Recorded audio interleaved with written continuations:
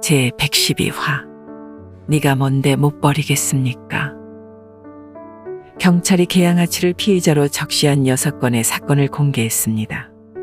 일단 해경군 김해 경기도청 법인카드 유용 의혹 사건의 경우 경찰이 법카 결제 내역을 토대로 129곳의 음식점과 카페 등을 압수수색했고 관련인들의 소환 조사가 예정돼 있으며 성남FC 후원금 뇌물 의혹과 관련해서는 지난달에 후원기업 두산건설을 압수수색한 바 있고 현재 경찰이 최근 자료와 맞춰보고 있다고 알렸어요.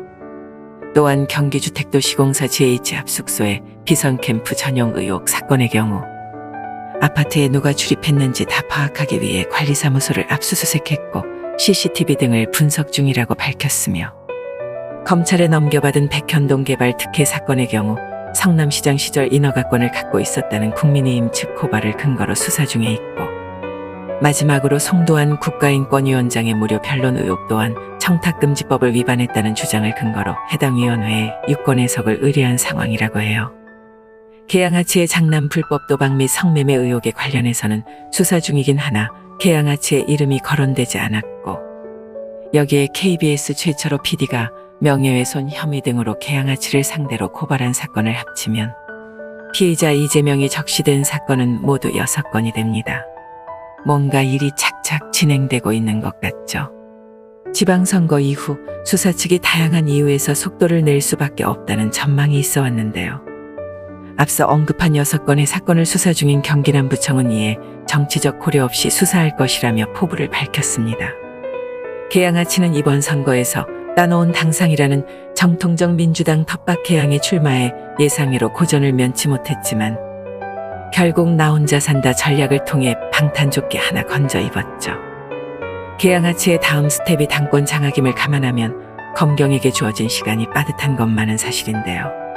지금 현재 민주당 내교를 수정해서라도 기어이 당대표직에 앉으려는 계양아치의 양아치 짓이 참 애처롭지만 실제로 어찌됐든 덜컥 당대표가 되기라도 한다면 소환 조사가 쉽지 않다는 것이 세간의 평가입니다. 그런데 이런 일련의 사건들을 바라보고 있으면 수사 결과가 생각보다 빠르게 나올 것 같은 것이 6건의 사건 모두 정황 증거가 너무 명확하잖아요. 해경궁 법카의 경우 관련인들 녹취에다가 수상한 결제 내역 등이 언론을 통해 다 알려져 있는 상황이고 성남FC 사건의 경우도 괜히 대통령 되겠다고 나온 탓에 당시 야당의 집중 타켓이 되는 과정에서 여러 후원 의혹 기업들의 이름이 다 거론되었으며 대장동 백현동 이런 거야 당시 성남시장이 몸통이라는 건 누구나 다 아는 사실이잖아요. 아니 시발 4명 사는 집에서 초밥 10인분이 말이냐고.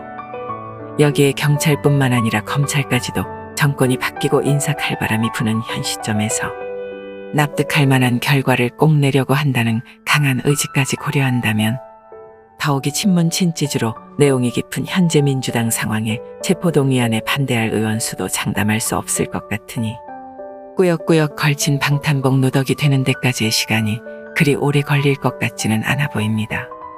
좌파 여러분, 이재명이라는 거악은 책임질 수도 없는 여러분들의 인생을 동원해서라도 입신양명의 꿈을 기어이 이어갈 생각인 것 같아요. 꽃다운 나이에 부패한 정치인의 호위병 노릇이라니 나라의 미래가 걱정입니다.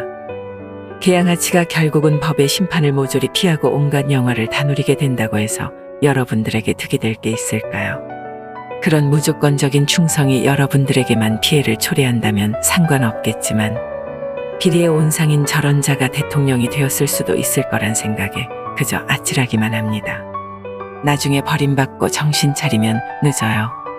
아니 필요하면 처자식도 버리는데 여러분들이 뭐라고 못 버리겠습니까?